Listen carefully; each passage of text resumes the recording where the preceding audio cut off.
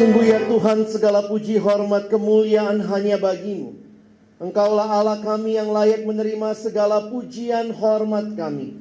Terima kasih Tuhan, kesempatan hari ini menjadi kesempatan kami bersama-sama disiapkan sekali lagi untuk boleh melayani Tuhan, untuk boleh mengalami perjumpaan pribadi dengan Tuhan, untuk boleh mengalami apa artinya Tuhan sendiri boleh dimuliakan terus-menerus dalam hidup kami. Tiba waktunya kami buka firman-Mu, kami mohon bukalah juga hati kami. Jadikanlah hati kami seperti tanah yang baik, supaya ketika benih firman Tuhan ditaburkan boleh sungguh-sungguh berakar, bertumbuh, dan juga berbuah nyata di dalam kehidupan kami. Berkati hamba-Mu yang menyampaikan, setiap kami yang mendengarkan. Tuhan tolonglah kami semua, agar kami bukan hanya jadi pendengar firman yang setia, tapi mampukan dengan kuasa dari Roh-Mu yang kudus, kami dimampukan menjadi pelaku-pelaku firman-Mu di dalam hidup kami, di dalam masa muda kami. Bersabdalah ya Tuhan, kami umat-Mu sedia mendengarnya dalam satu nama yang kudus, nama yang berkuasa, nama Tuhan kami Yesus Kristus. Kami menyerahkan pemberitaan firman-Mu. Amin. Shalom. Selamat siang teman-teman sekalian. Kita bersyukur ya buat kesempatan hari ini kita boleh beribadah bersama. Katanya ini persiapan hati ya. Memang hati itu selalu harus disiapkan ya. Saya sering kali bilang yang namanya the heart of the problem is the problem of the heart. Tadi ada satu orang ngirim WA ke saya, dan WA-nya dia nanya macam-macam, tapi kemudian intinya saya bilang, masalahmu dek kayaknya di hatimu. Kadang-kadang orang sibuk bicara apa yang ada di luar diri, dia lupa apa yang ada di dalam diri. Dan ketika hati jadi masalah, maka mungkin sekali hal-hal yang harus dibereskan mulai harusnya dari dalamnya dulu ya. Nah, saya ingin mengajak kita berpikir sama-sama sore hari ini, siang hari ini dengan saya lebih bersifat sharing kali ya. Saya akan bagikan beberapa bagian firman, tetapi saya ingin kita melihat pentingnya RK ini ya. Camp yang mahal, yang disiapkan cukup lama, banyak orang yang menyiapkan, banyak orang yang ikut. Pembicara yang diundang khusus dari jauh, negara tetangga sih ya, Malaysia. Jadi nanti kalian akan sedikit cakep Malaysia ya. Enggak, khotbahnya dalam bahasa Inggris nanti akan diterjemahkan. Dan kenapa kita mesti menyiapkan hal ini begitu ya? Saya ingin membagikan kepada kita betapa pentingnya pelayanan kita ini. Betapa pentingnya RK ini, supaya kalau saudara pun memikirkan, bisa melihat pentingnya, hati kita sama, resonansinya sama, sampai rela bolos kuliah. Kira-kira begitu kan? Ada surat yang disampaikan di sana. Kalau kalian butuh surat, retret ini mahal. Siapa yang bilang murah? Yang bilang murah langsung bayarin temennya gitu ya. Retretnya mahal, apa sih pentingnya gitu ya. Jadi kadang saya mikir kita mesti punya hati yang jelas melihat bahwa ini hal yang penting yang akan kita perjuangkan sama-sama, supaya teman-teman nanti 17 sampai 19 ada di Kinasih itu bukan sesuatu waktu yang sia-sia ya. Jadi saya berharap baik teman-teman sebagai peserta, teman-teman sebagai panitia, teman-teman para pelayan.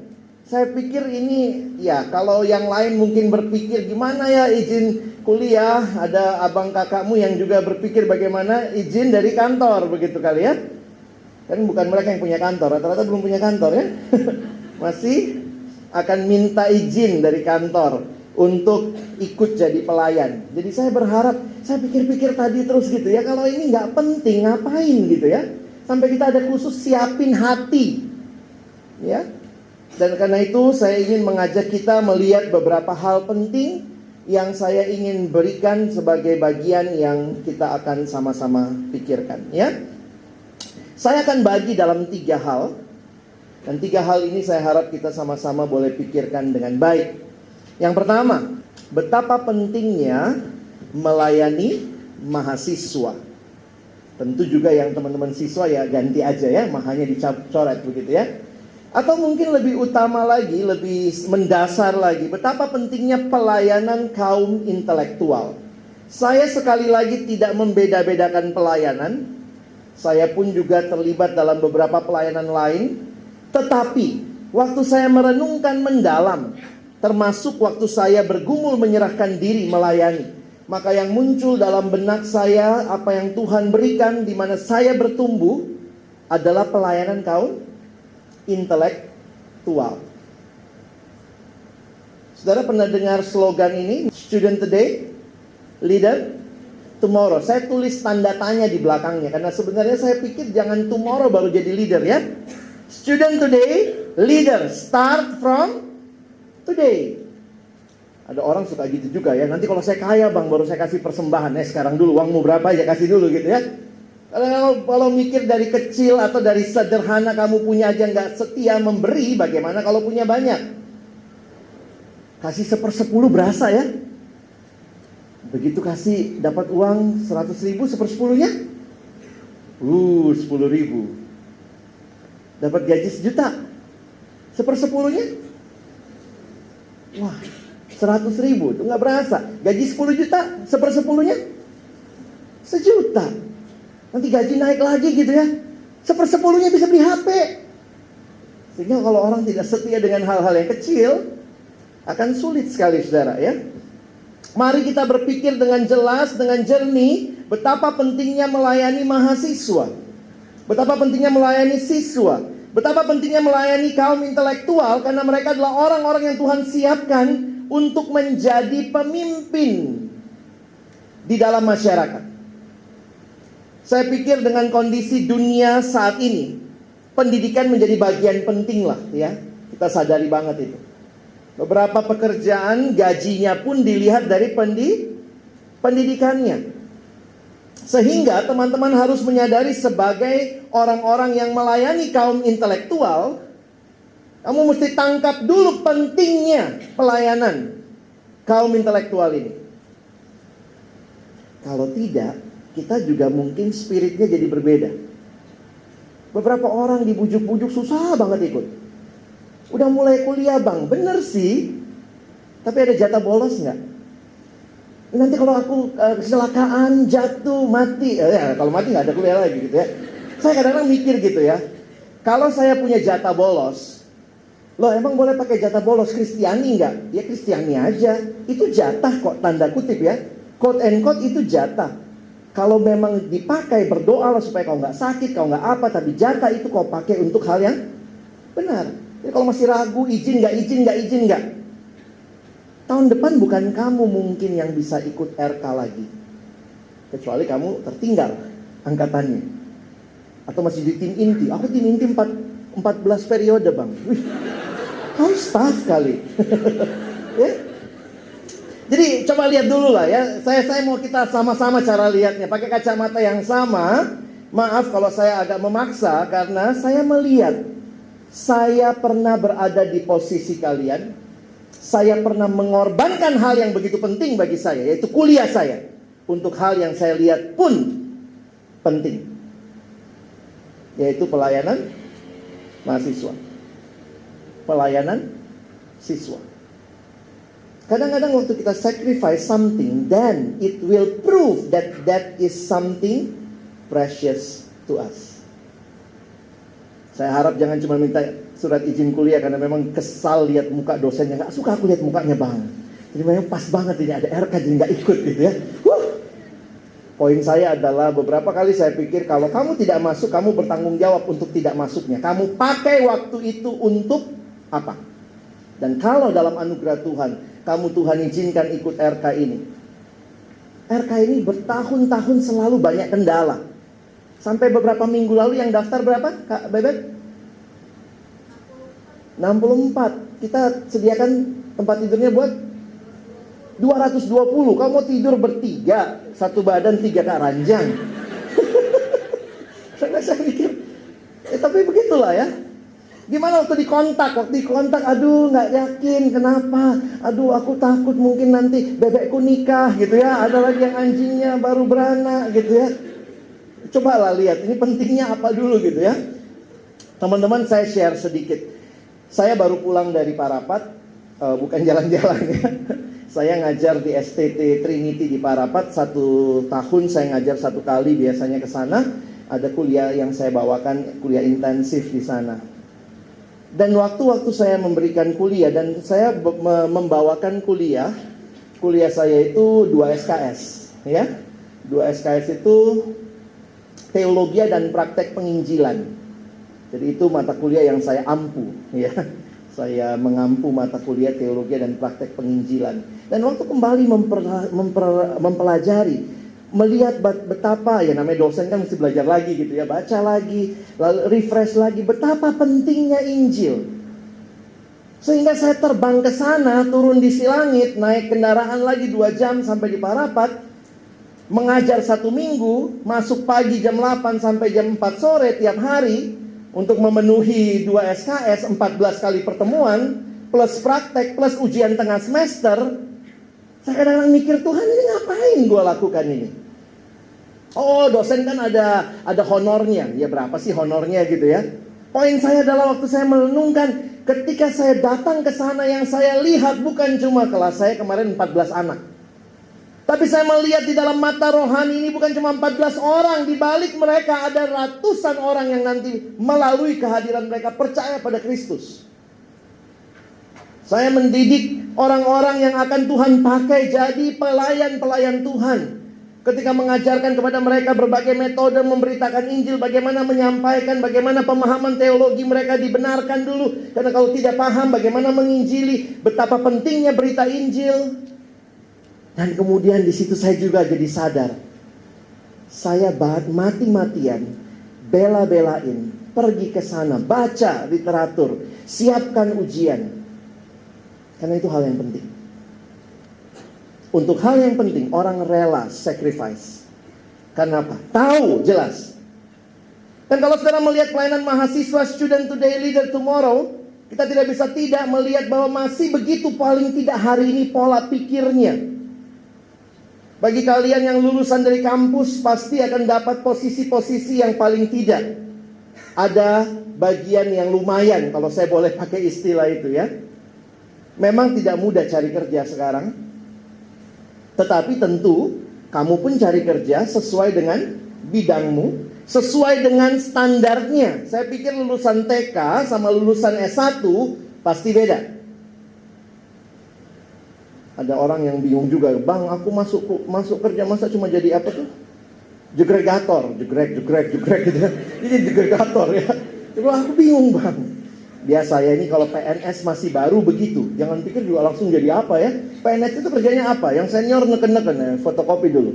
S1 tukang fotokopi gitu ya. Kesana dulu apa? Jegrek gitu ya. Jegregator namanya kan. Mungkin nanti ada lagi nggak? Pinjam dulu ya. Ya buat ngitung duit ya. Tapi saya pikir-pikir paling tidak di dalam posisi-posisi yang penting itu menjadi bagian yang menarik. Dalam satu buku sejarah pelayanan mahasiswa ada satu hal yang menarik dikatakan begini. Seandainya Rasul Paulus hidup kembali masa kini, kira-kira Paulus akan melayani di mana? Dan ketika kita compare pelayanan Paulus di perjanjian baru, kita melihat Paulus waktu itu pilih kota-kota strategis. Itu cara Paulus melayani daerah-daerah di mana dia ada. Sehingga perhatikan, misalnya kita lihat ya, Kisah Rasul pasal 19. Coba buka sebentar. Yang punya Alkitab, Paulus di Efesus. Ketika Paulus masih di Korintus, Paulus menjelajah daerah pedalaman dan tiba di Efesus. Di situ didapatinya beberapa murid, katanya kepada mereka, sudahkah kamu menerima Roh Kudus dan seterusnya ya. Kita langsung lompat ke bawah. Perhatikan ayat yang ke-8. Selama 3 bulan Paulus mengunjungi rumah ibadat di situ, mengajar dengan berani. Oleh pemberitaannya ia berusaha meyakinkan mereka tentang kerajaan Allah. Jadi Paulus tinggal di Efesus, perhatikan ayat 9. Tetapi beberapa orang yang tegar hatinya, mereka tidak mau diyakinkan, malah mengumpat jalan Tuhan di depan orang banyak. Karena itu Paulus meninggalkan mereka dan memisahkan murid-muridnya dari mereka. Jadi Paulus punya murid sendiri. Dan setiap hari berbicara di ruang kuliah Tiranus. Ayat 10 baca sama-sama, 1, 2 ya. Hal ini dilakukannya 2 tahun lamanya, sehingga semua penduduk, baik orang Yahudi maupun orang.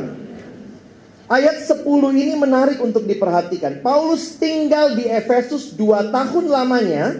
Dan apa akibatnya? Semua Asia mendengar Injil. Perhatikan, Asia pada waktu itu bukan benua.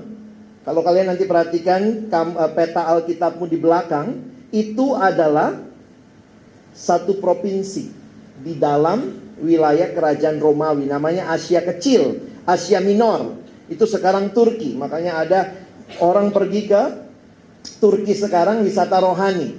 Jadi mengunjungi Efesus dan sekitarnya gitu ya. Nah, waktu kita perhatikan kenapa Paulus tinggal di Efesus. Efesus pada waktu itu, pada masanya adalah sebuah kota pelabuhan.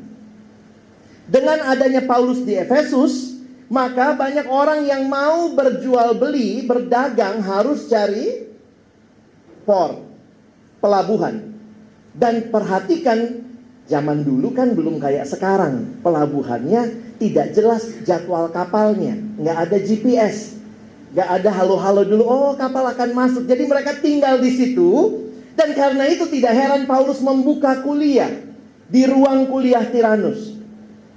Dan dia dengan banyaknya orang ada di situ, termasuk nanti kalian perhatikan, misalnya Kolose dimulai bukan karena Paulus pernah ke Kolose, tetapi melalui Kolose, karena orang-orang yang ada di situ kemungkinan Epafroditus, dia berdagang ke Efesus dan dia yang membawa Injil balik karena dia ikut kuliah dengan Paulus. Sehingga jemaat di Kolose dimulai karena ada Epafroditus yang ikut nampaknya kuliah Paulus di Efesus. Dan Paulus belum pernah ke Kolose, tapi dia bisa dikatakan juga melalui dia Tuhan buka pelayanan di Kolose. Lalu buku itu, karena ini buku sejarah pelayanan mahasiswa, dia bilang begini, seandainya Paulus ada sekarang, di mana Paulus akan melayani? Dia bilang kemungkinan besar Paulus akan melayani di kampus-kampus. Bagaimana cara menjangkau sebuah bangsa? Jangkau kampusnya. Hati-hati. Kalau kita tidak melihat pentingnya pelayanan mahasiswa, tidak melihat pentingnya mahasiswa dilayani, kadang-kadang saya mikir gitu ya, orang Kristen ini kok tidak lihat pentingnya pelayanan mahasiswa. Makanya mulai sekarang saya pikir kalau kampusmu banyak yang beda agama, buat apa? Pertemanan, persahabatan, ya. Itu kampus itu ruang perjumpaan yang paling jelas, paling gampang. Tapi sayangnya begitu, anak Kristen kadang-kadang Matius, Markus kumpul sendiri ya, Maria Marta, Siti Hadijah di sana, ya. Kita nggak ada ya. Bersyukurlah ya kalau masih ada teman yang berbeda keyakinan. Teman-teman maaf ya, saya coba memberikan keyakinan betapa pentingnya RK ini. Kadang kita mau bicara melayani mahasiswa, dan ini bukan cuma sekarang teman-teman, efeknya ini jangka panjang. Dan mungkin kalau untuk itu kau tidak berani korbankan sesuatu yang berharga dari dirimu sekarang, saya ragu kamu ke depan pun akan rela korbankan sesuatu yang berharga demi bangsa ini. Bang, jauh banget nariknya. Ya udahlah, jauh lah nariknya supaya kau mikir. Menghancurkan sebuah bangsa gampang sekali. Racuni mahasiswanya. Nah, kita ini kan nggak mau racunin kamu ya. Kita mau bawa kamu berjumpa dengan Tuhan. Momentum-momentum itu yang kita rindukan kalian alami. Minggu lalu selain mengajar, saya dapat kesempatan. Biasa kalau ngajar itu, para rapat itu kan sepi ya, malam nggak ada TV. Kalau di kampus ya, mahasiswa kan belajar ya. Jadi malam kadang saya nonton YouTube begitu ya. Minggu ini saya nonton beberapa YouTube. Saya pokoknya mendisiplin gitu ya, mendengar khotbah di YouTube atau apa, coba lihat, belajar, baca buku. Dan saya dengerin TED Talk ya. TED Talk tahu ya? Siapa yang saya lihat waktu itu yang menarik waktu saya searching TED Talks itu, apa saja yang menarik. Ada ternyata satu masa yang diwawancara, yang memberikan TED Talks itu Billy Graham. Wow, hebat juga ya. Nanti kalian cari ya. Billy Graham, dia menyampaikan pemaparannya. Dan dalam pemaparannya itu, ini yang saya mau bagi sama kalian ya. Dia bicara di tengah-tengah nampaknya mereka baru selesai tentang science technology. Jadi kayaknya di bagian akhir salah satu pemimpin dari TED itu kasih kesempatan Billy Graham untuk bicara. Dan waktu itu Billy Graham sudah usia 80 tahun. Saya lupa persis tahun berapa ininya ya. Kalau di sini Billy Graham TED Talk tahun 98. Tahun 98, Billy Graham sudah meninggal ya. Baru meninggal 2 tahun lalu kalau saya nggak salah ingat. Nah, dia waktu itu umur 80. Apa yang dia khotbahkan, nanti kalian cek ya. Technology, faith, and human shortcomings. Nah, waktu dia bicara itu, salah satu yang saya tangkap dari pembicaraannya, dia bilang bahwa dia ke kampus-kampus. Itu terus dia ulang. Setiap kali dia ke kampus-kampus, dia ketemu mahasiswa, dan dia banyak ya berkunjung ke kampus-kampus, mereka selalu nanya ke dia. Nah, dia membicarakan apa? Dia bilang begini sebenarnya, bahwa teknologi itu mengalami revolusi besar-besaran. Luar biasa teknologi itu. Dia mengakui, dia bilang, lihatlah, orang bisa berkomunikasi begitu rupa, ini teknologi sangat-sangat luar biasa perkembangannya. Sehingga dia mau ingatkan bahwa teknologi itu membawa perubahan. Lalu dia kasih contoh. Ternyata Alkitab juga ada perubahan teknologi. Nah, itu menariknya ya. Billy Graham dia contohkan, dia bilang sebenarnya di dalam Alkitab juga ada perubahan teknologi yang terjadi. Jadi orang-orang dulu, khususnya masa Daud, itu kan biasanya pakai stick atau tongkat dari kayu. Lalu kemudian paling jauh alat perangnya apa? Batu, ya. Stick, tongkat gitu ya. Batu. Nah, waktu dia mencoba, si Billy Graham mencoba melihat sejarah, ternyata bangsa Hittis itu salah satu suku yang di dekat Israel, bangsa lain itu, orang Het, itu Hittis itu, mereka menemukan teknologi iron. Mereka menemukan teknologi besi, iron, dan mereka mulai banyak memakai iron karena itu mereka sangat kuat di dalam peperangan. Nah, entah beberapa dekade kemudian Alkitab mencatat Israel juga terjadi hal itu. Coba lihat di 1 Tawarik 22, ayatnya nanti dulu dikeluarin ya, karena itu terjemahan lain. 1 Tawarik 22, coba teman-teman lihat ayat yang ketiga. 1 Tawarik 22 ayat yang ketiga. Ayo kalau sudah ketemu tolong baca sama-sama ya. 1, 2, iya.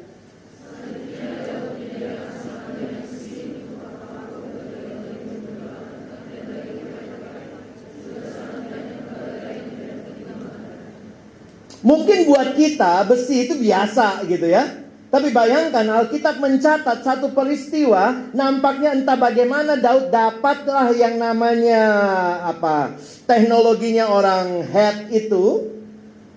Next, coba lihat di ini ya. Saya pakai terjemahan bahasa Indonesia masa kini. Untuk membuat paku dan engsel bagi pintu-pintu gerbang rumah Tuhan itu, Daud mengumpulkan banyak sekali besi. Jadi ini menandai, kata Billy Graham, satu tahap yang berubah dari dulunya pakai kayu, sekarang mulai pakai besi. Sehingga diyakini pada masa itu mulailah juga arminya dipakailah hal-hal dari besi. Jadi Daud itu juga ternyata hebat di sini juga ya. Ini pemimpin berteknologi juga. Jadi bukan karena dia pakai batu, ayo semua pakai batu. Aku pakai batu aja sama si Goliat ya.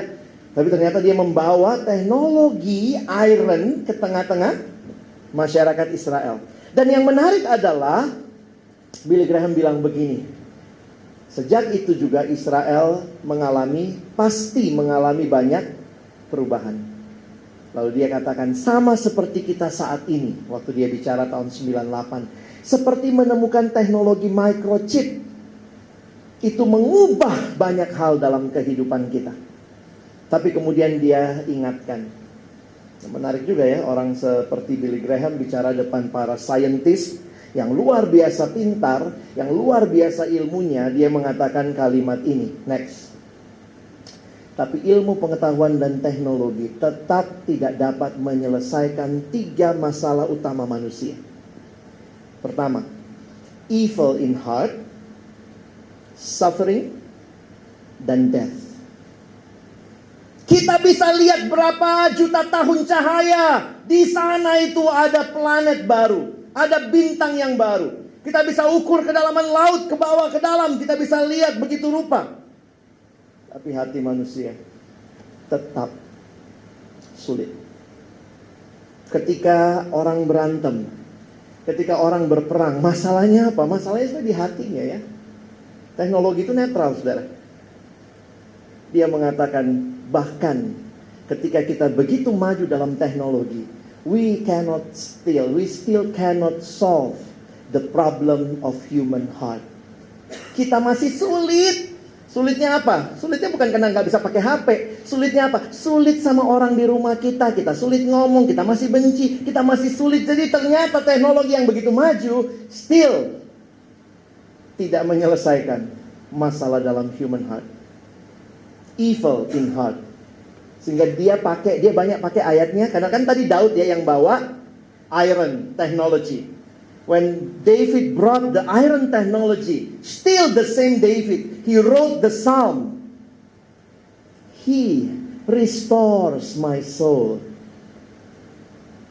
Itu kalimat Mazmur 23 dalam bahasa aslinya ya.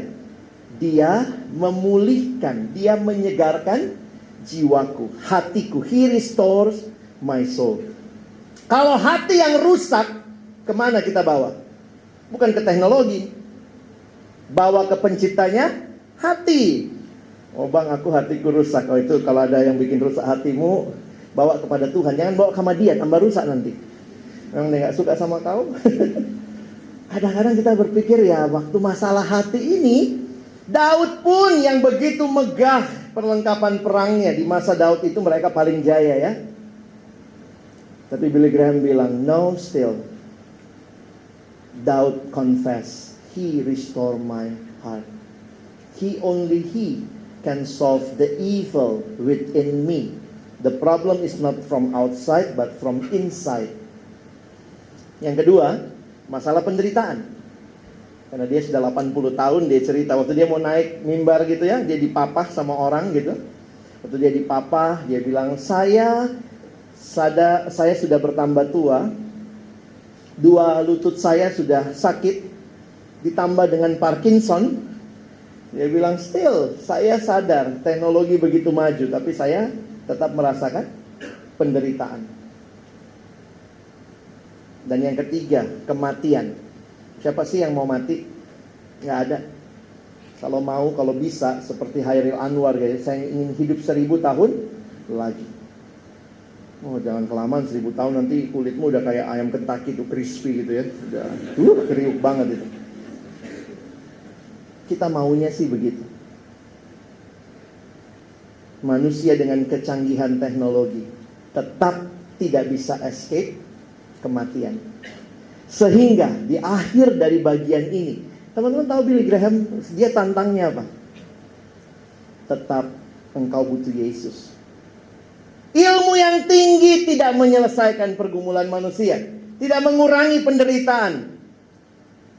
Ada sih teknologi kedokteran, orang dari sakit jadi nggak sakit karena punya obat-obat yang canggih, tapi tetap tidak menghilangkan penderitaan. Dan karena itu kita butuh Tuhan. Teman-teman, waktu saya dengar dia, saya seolah-olah ya itu ya, kita lagi bicara encounter with Jesus, itu terus ada di benak saya gitu ya. Tuhan seolah-olah bicara lagi lewat YouTube 26 menit ini. Biasanya TED Talk 15 menit ya, karena dia udah tua, 26 menit dia diizinkan ya. Dia ngomongnya 26 menit. Saya senangnya nonton TED Talk itu karena singkat-singkat ya, dan topik-topiknya unik. Nah dia bicara sekitar 26 menit. Waktu habis saya dengar, saya langsung berpikir, Tuhan, Betapa pentingnya orang-orang yang akan memikirkan teknologi, khususnya mereka yang dari kampus, orang-orang yang dilayani, dari mahasiswa, waktu mereka belajar semua ilmu yang tinggi, mungkin belajar hukum, belajar ekonomi, belajar teknik, kiranya Tuhan mereka tidak lupa. Human problem tetap ada. Dan harus ada. Injil diberitakan di kampus. Supaya orang berjumpa dengan Kristus. Karena itu jawaban utama. Makanya, kalau orang cuma punya ilmu yang tinggi, saudara, tidak punya hati yang kenal Tuhan, sangat-sangat menyedihkan. Penting sekali melayani mahasiswa. Karena mahasiswa ini adalah orang-orang yang belajar begitu banyak hal. Kiranya mereka tidak hanya belajar hal-hal yang tinggi itu dan lupa Tuhan, tapi belajar hal-hal yang tinggi itu, dan karena itu kita layani. Kalau mahasiswa baru masuk, kita ceritakan tentang Kristus, kita buat KKR, kita panggil pembicara, kita pipakan mereka. Karena kita tahu bahwa betapa pentingnya kau tidak cuma pintar dalam ilmu, kau butuh Tuhan. Pelayanan mahasiswa penting. Dan pertanyaannya, kamu merasa penting gak? Saya harap yang ikut RK mengerti pentingnya pelayanan ini. Kalau kau tidak menangkap pentingnya, kau akan buang waktu 4 hari loh. 4 hari kita ya. 4 hari itu ninggalin bisa 2-3 mata kuliah itu. Tapi kalau kau tahu betapa pentingnya, mahasiswa harus dilayani, Injil harus diberitakan. Yang nyusul pertimbangkan. Saya nyusulnya Sabtu pagi, terlambat. Kalau bisa berdoa, Tuhan, saya nggak nyusul. Gimana lah caranya Tuhan? Nggak tahu gimana. Beberapa mahasiswa, saya ikut RK bertahun-tahun ya.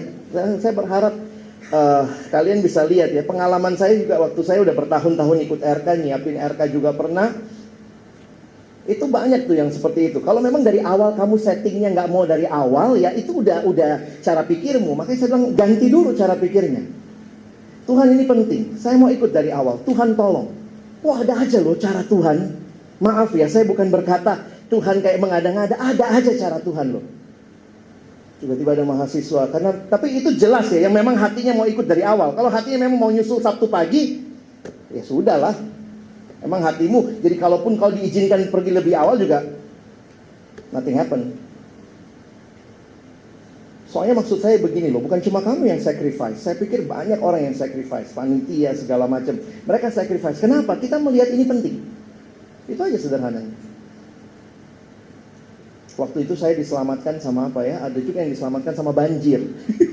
Itu ngeri juga itu ya. Teman-teman di Grogol, waktu itu Untar Trisakti, susah kak kita ikut. Ada kuliah, hari H banjir, kampus libur.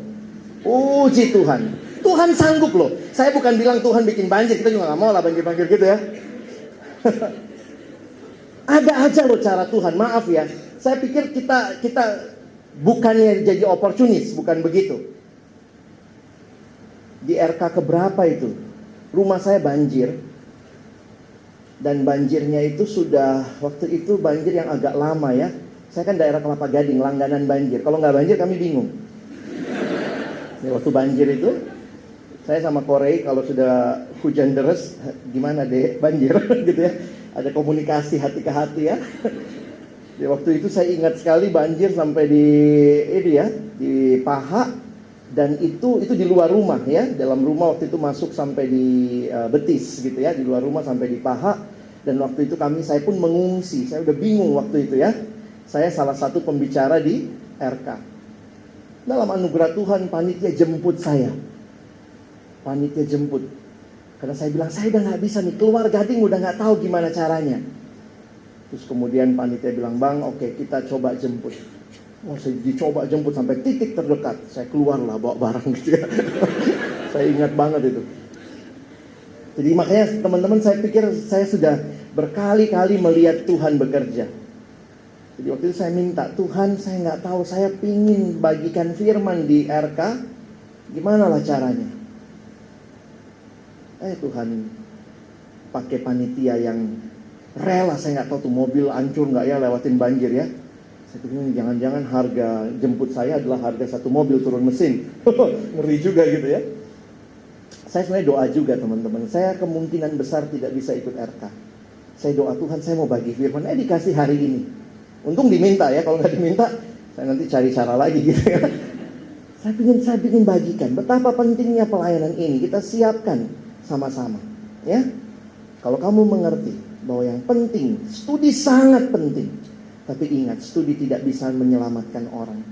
Ketika ada orang yang rela sacrifice sedikit dari studinya untuk membawa berita Injil lebih maksimal diberitakan di kampus, saya yakin Tuhan mendengar, Tuhan melihat. Kalau tidak ada orang yang rela bayar harga untuk hidup sesama, saya pikir juga tidak pernah akan ada pertobatan. Kedua, next. Yang kedua, betapa pentingnya pemimpin pelayanan mahasiswa diperlengkapi. Karena itu kalian ikut RK. Tadi mahasiswanya penting dilayani. Karena sumber apa semua yang mereka butuhkan itu ada dalam Tuhan. Mereka harus kenal Yesus. Tapi jangan lupa juga pentingnya pelayan mahasiswa. Sorry ya, itu pelayan bukan pelayanan ya. Pentingnya pemimpin pelayanan mahasiswa diperlengkapi. Pentingnya pelayanan kaum intelektual. Pentingnya pelayanan siswa. Pemimpin pelayanan siswa diperlengkapi. Teman-teman kita sih rindunya jangan cuma segini kan yang ikut ya. Kalau mau bicara visi masa sih cuma segini yang ikut. Cuma ya kita melihatnya sesuai dengan namanya, ini RK. Sebenarnya pun ini bukan RK beneran ya. Zaman saya RK itu dulu ada 80 PMK misalnya. RK itu berapa yang ikut? 1 PMK kali 2. Jadi udah mentok, kami paling mentok 160 orang. Kalian sebenarnya lebih tepat ini RTI, Rating Inti. Karena yang ikut tim inti, ada kampus bang kami berlima tim intinya sekarang, ini banyak kali ya. Kalau kami waktu itu cuma yang koordinator yang boleh ikut. Itu generasi saya RK 3. Udah tua juga, sekarang RK 18 loh. RK 18 tahun 2019. Saya RK 3 tahun nggak usah sebut lah. Kalian hitung-hitung umur lagi nanti ya. Jadi dulu kami akrab karena lebih sedikit orangnya ya. Dan waktu itu yang menarik adalah ya memang kita ngelihatnya bukan cuma yang datang ini 1, 2, 3, 4, 5. Tapi sebenarnya di balik para pemimpin pelayanan mahasiswa, kita melihat begitu banyak mahasiswa yang akan dilayani. Kan itu pemimpinnya dilayani dulu. Teman-teman kita rindu ini menjadi bagian yang penting. Karena kalau kalian dilayani, kalian mantap, kalian pun akan mantap melayani teman-teman. Tapi kalau kalian nggak mantap ya susah juga. Nah saya ingin ajak kita lihat sebentar ya. Lukas pasal 1 next. Lukas pasal 1 ayat 1 sampai 4. Ini sedikit saya bagikan beberapa perenungan saja. Tapi kalian akan belajar lebih jauh di retreatnya, di camp retreat koordinatornya. Perhatikan Lukas 1 ayat 1 sampai 4. Yuk kita baca sama-sama bagian ini ya. Mari yang pria baca ayat 1, wanita 2, kita bergantian sampai ayat 4. Pria mulai 1, 2, ya. Theophilus yang mulia, banyak orang telah berusaha menyusun suatu berita tentang peristiwa-peristiwa yang telah terjadi di antara kita.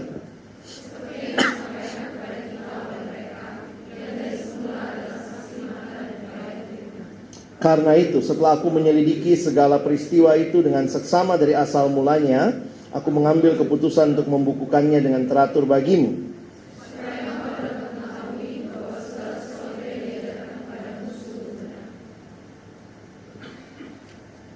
Teman-teman perhatikan sebentar, Lukas sebenarnya tidak muncul namanya di bagian Injil ini. Jadi tidak ada tulisan Injil ini ditulis oleh Lukas. Itu tradisi gereja yang menyatakan Injil ini adalah Injilnya Lukas. Injil yang diterima ada 4 Injil. 4 Injil ini kriterianya biasanya ditulis oleh Rasul atau ditulis oleh pembantunya Rasul. Nah, Lukas masuk karena dia memang bukan Rasul, tetapi dia dikatakan pembantunya Rasul Paulus.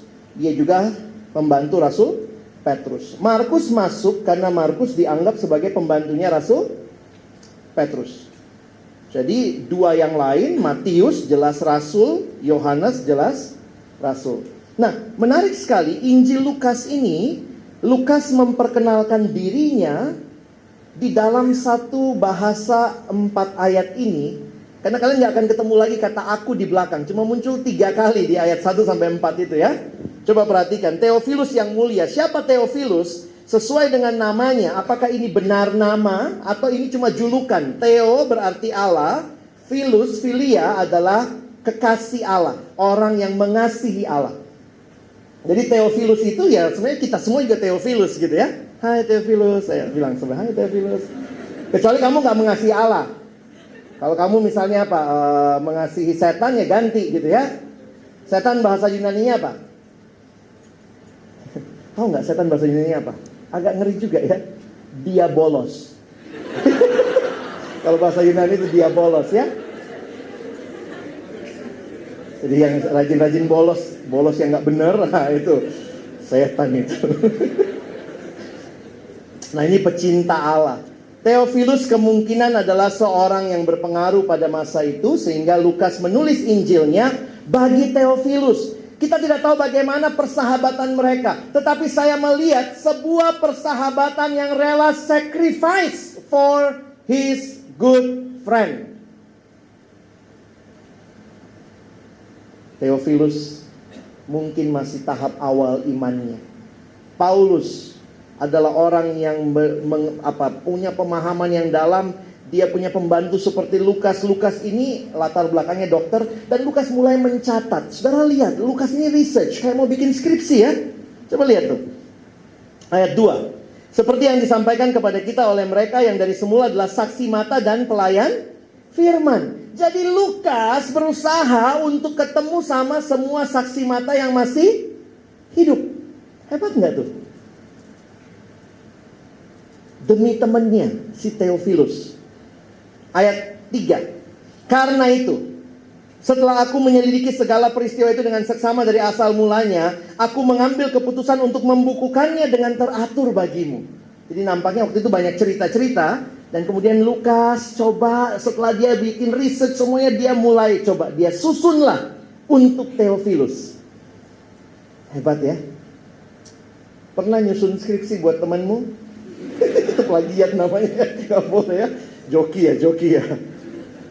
Tapi ini dia lakukan supaya, nah lihat tujuannya di ayat 4, kita baca lagi. 1, 2 ya.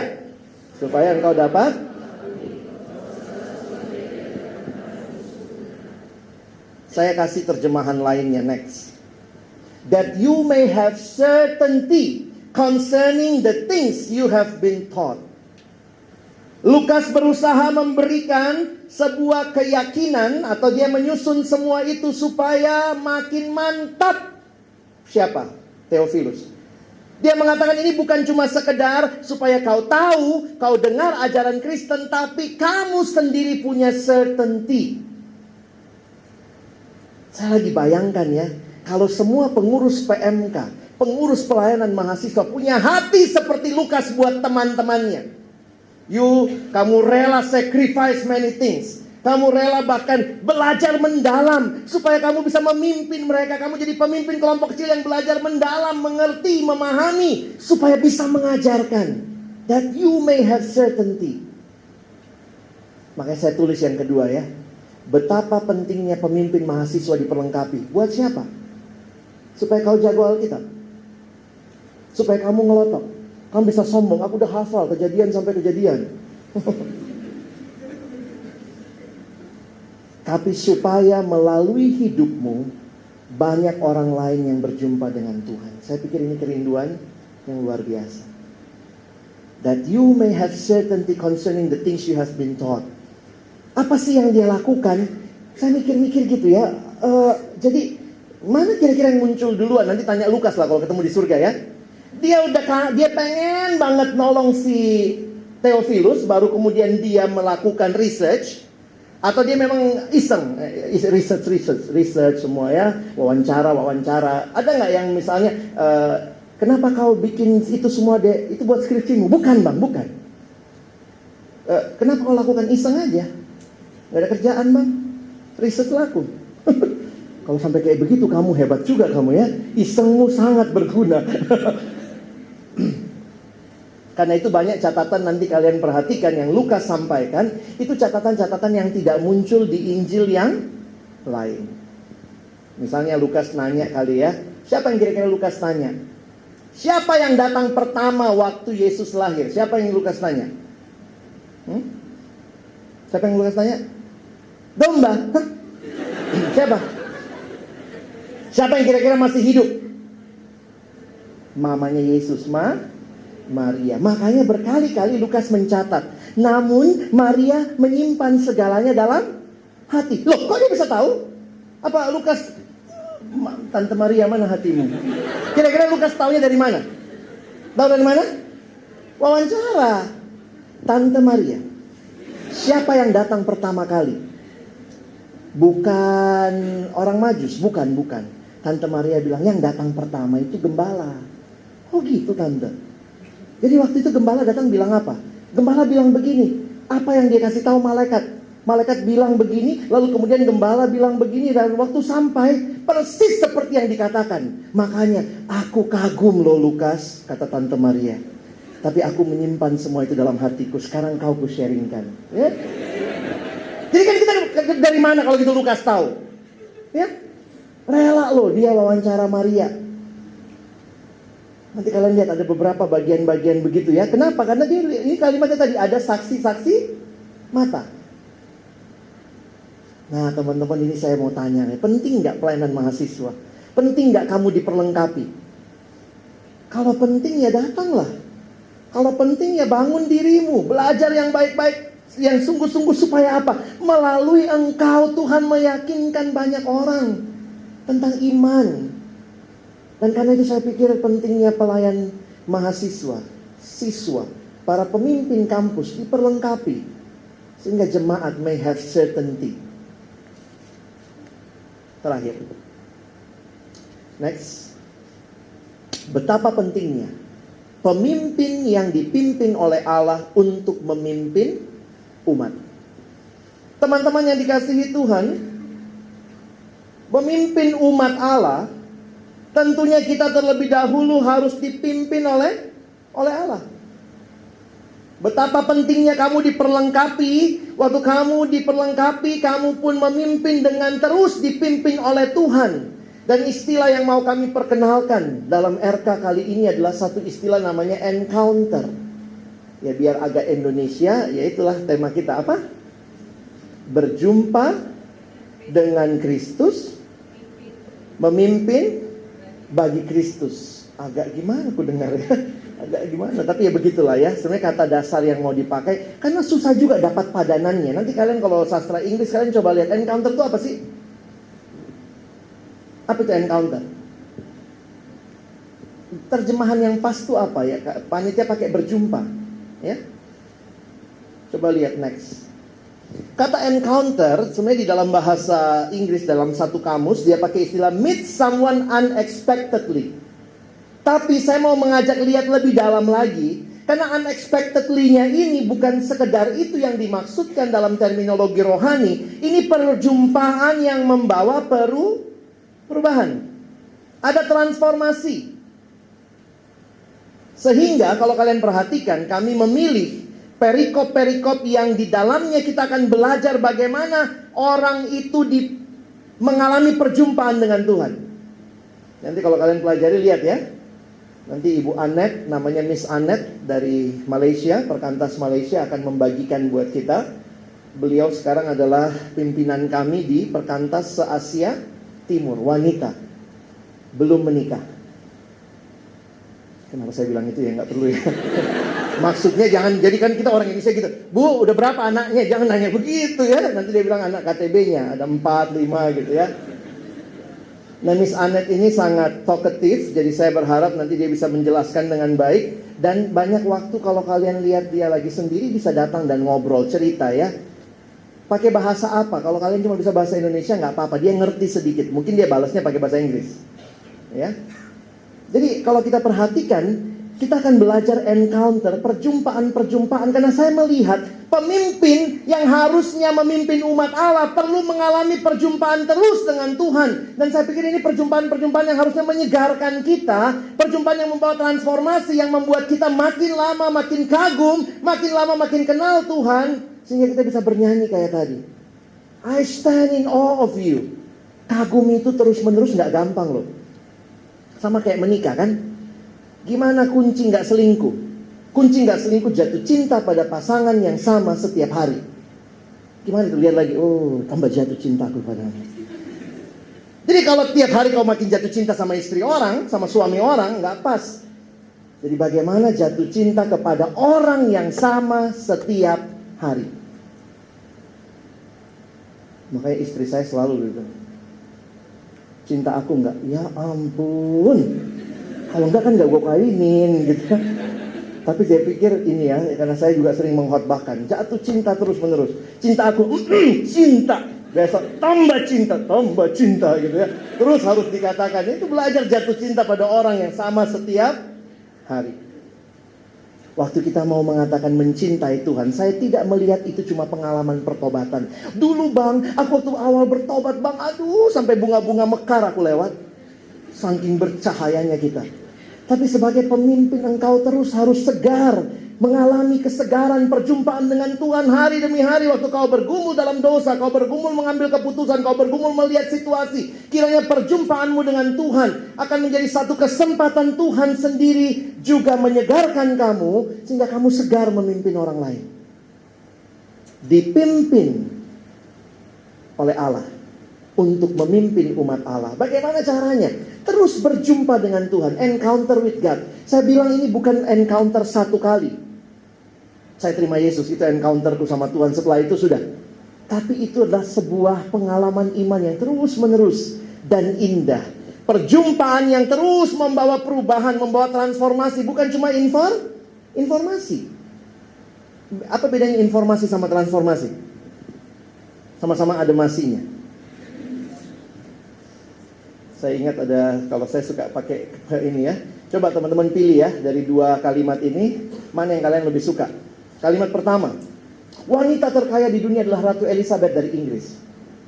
Ini kalimat pertama ya, wanita terkaya di dunia adalah Ratu Elizabeth dari Inggris. Kalimat kedua, wanita terkaya di dunia adalah Ratu Elizabeth dari Inggris, dan dia memberikan semua kekayaannya kepada saya. Ayo, suka yang mana? Hah? Yang kedua? Dasar matre. Kenapa kita lebih suka yang kedua? Karena kalimat pertama isinya cuma informasi. Kalimat yang kedua isinya ada relasi. Dan relasinya itu membawa transformasi. Miskin jadi lebih kaya. Doa aja lah supaya terjadi ya.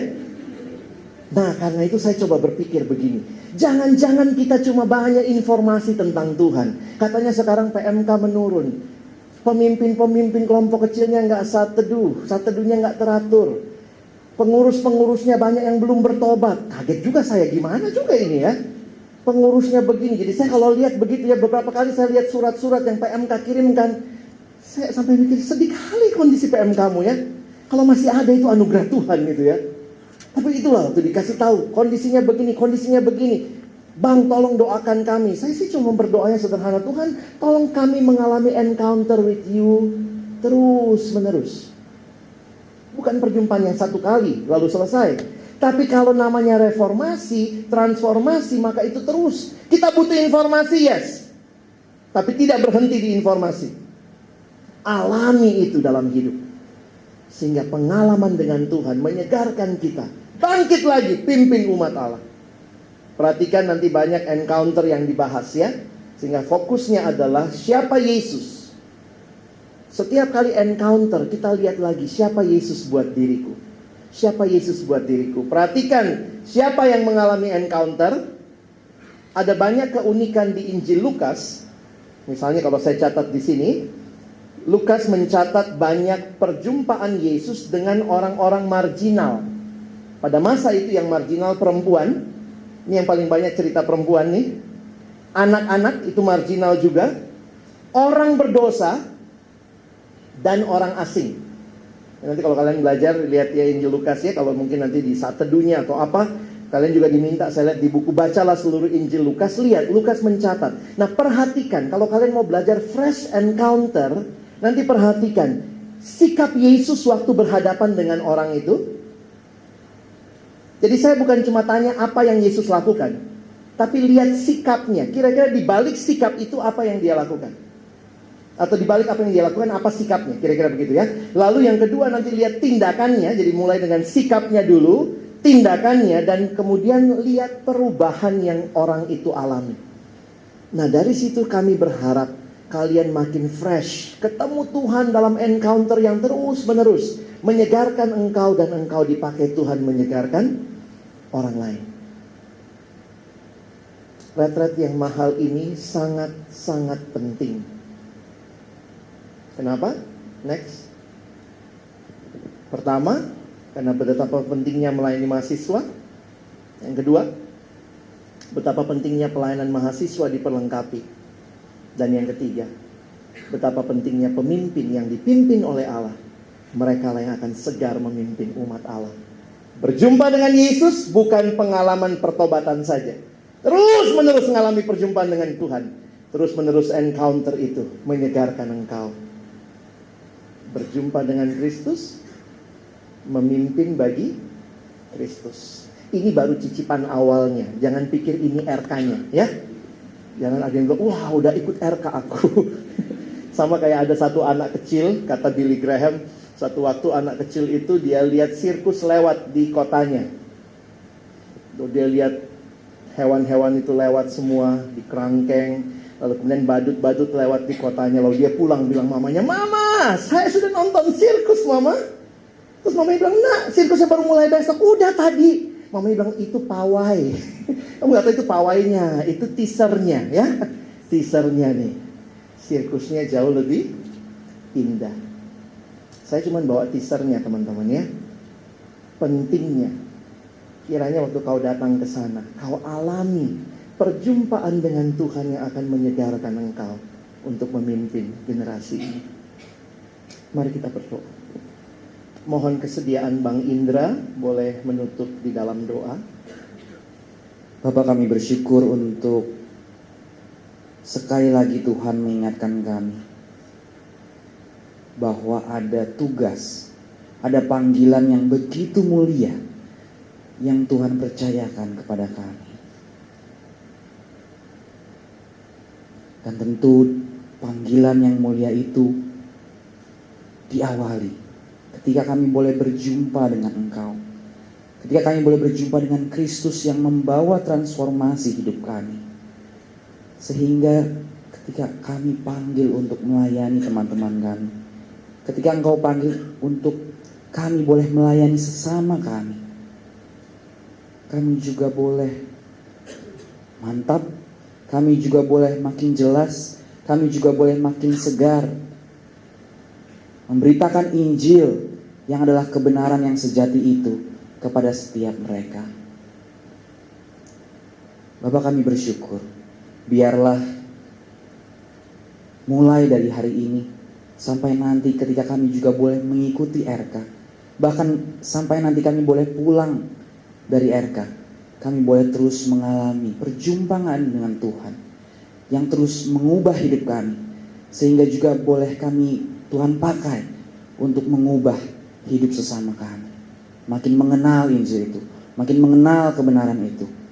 Di tengah-tengah suara-suara kebenaran yang dunia ini tawarkan, di tengah keadaan-keadaan yang seringkali menyusahkan, menyulitkan kehidupan kami, biarlah Injil itu boleh terus diperdengarkan, boleh terus dinyatakan oleh setiap kami. Terima kasih ya Tuhan, kiranya kami boleh terus bergumul, terus mendoakan kesiapan hati kami, kesiapan diri kami untuk boleh mengikuti RK ini. Kiranya Tuhan perteguh keyakinan kami untuk bisa mengikuti acara ini. Jikalau kami masih ragu saat ini Tuhan dengan berbagai kondisi yang kami tidak dapat tahu ke depannya, tapi biarlah firman-Mu hari ini boleh meneguhkan hati kami, boleh meyakinkan kami untuk sekali lagi mengalami perjumpaan yang istimewa dengan Tuhan. dan dipersiapkan untuk melayani. Terima kasih Tuhan untuk firman-Mu, terima kasih untuk kebenaran-Mu yang kami boleh terima siang hari ini. Terima kasih juga untuk Bang Alex yang boleh menyatakan firman-Mu. Kiranya kami semua boleh menjadi orang-orang yang terus berjumpa dengan Kristus, dan Tuhan pakai untuk memenangkan jiwa. Tuhan pakai untuk mengerjakan panggilan yang begitu mulia. Tuhan pakai diri kami untuk mengabdi bagi Kristus. Terima kasih Tuhan, kami akan melanjutkan ibadah kami siang hari ini. Kiranya juga Tuhan yang boleh terus berpimpin dan sertai. Di dalam nama Yesus kami berdoa, kami bersyukur. Amin.